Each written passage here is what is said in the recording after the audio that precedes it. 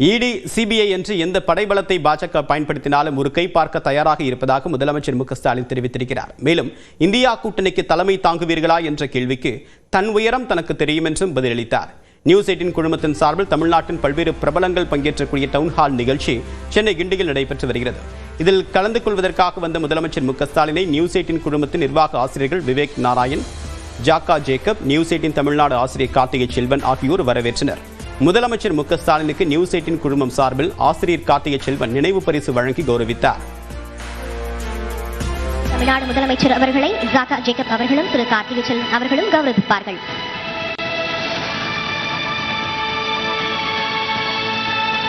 நிகழ்ச்சியில் பேசிய முதலமைச்சர் மு க ஸ்டாலின் பாஜகவின் பேட்டன் என்ன என்பது தமிழ்நாட்டு மக்களுக்கு நன்றாக தெரியும் என்று கூறினார்.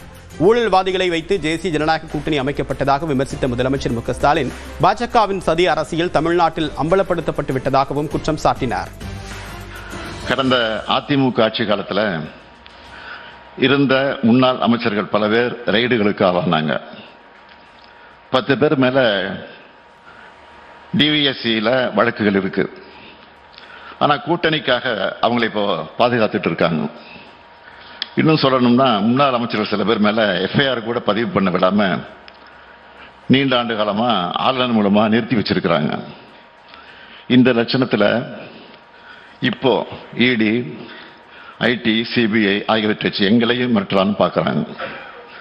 என்னதான் பாஜக இடி, ஐடி, சிபிஐன்னு தன்னுடைய படைபலத்தை அந்த பரிவாரத்தை அழைச்சிக்கிட்டு வந்தாலும் அதை ஒரு கை பார்ப்போம்னு நாங்களும் தயாராக தான் இருக்கோம்.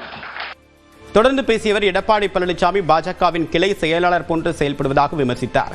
மேலும் அவருடைய வாக்குறுதிகளை நம்புவதற்கு மக்கள் தயாராக இல்லை என்று முதலமைச்சர் கூறியுள்ளார். மக்கள் பாஜகவை நம்பணும்னு பழனிசாமி போன்ற ஆமாம் சாமியை பாஜகவின் கிளைக்கழக செயலாளராக வச்சுக்கிட்டு டப்பா இன்ஜின் எடுத்துக்கிட்டு உள்ள வர நினைக்கிறாங்க. பாஜக உள்ள நுழைஞ்சா எப்படியெல்லாம் நடந்துப்பாங்க என்பதைத்தான் இப்போ அண்மையில் மகாராஷ்டிராவில் பார்த்துக்கிட்டு இருக்கோம். இதை தான் தமிழ்நாட்டிலையும் செய்ய நினைக்கிறாங்க. அதுக்கு அவங்க பயன்படுத்த நினைக்கிற ட்ரோஜன் குதிரை தான் அதிமுக. அதனால தான் பழனிசாமி அவர்களை இன்றைக்கு பார்க்குறோம். அவர் வழங்கக்கூடிய எந்த வாக்குறுதியும் மக்கள் நம்புவதற்கு தயாராக இல்லை.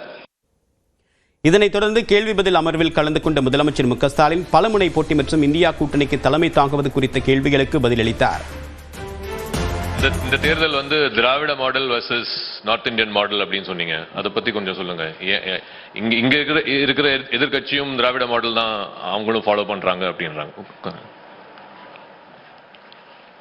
என் பேச்சிலே தெளிவா சொல்லியிருக்கேன். மதச்சார்பின்மை, சோசியலிசம், பாசிசத்தை எதிர்க்கணும், இதுதான் திராவிட மாடல்.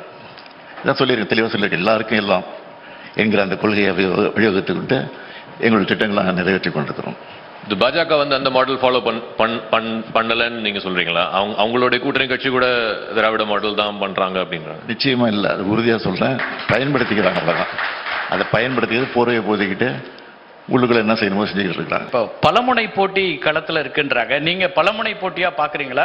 அப்படி வந்ததுன்னா அதுல உங்களுக்கு சாதகமா எப்படின்னு பாக்குறீங்க, பாதகமா? நிச்சயமா பலமுனை போட்டி இருக்கலாம். ஆனா பலம் பொருந்திய போட்டியாக இல்லை.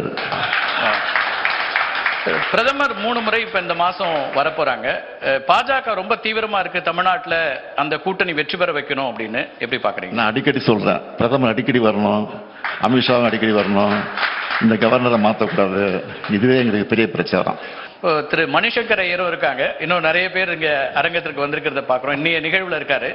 அவர் உட்பட அதே போல உத்தவ் தாக்கரே இன்னும் பலரும் சொல்றாங்க இந்தியா கூட்டணிக்கு நீங்க தலைமை தாங்கணும் அப்படின்னு. அப்படி ஒரு வாய்ப்பு வந்தா ஏற்பீர்களா? தலைவர் ஏற்கனவே சொல்லியிருக்காரு ஒருத்தர, என்னோட உயரம் எனக்கு தெரியும், அந்த உயரத்தின் அடிப்படையில் நான் இருப்பேன்.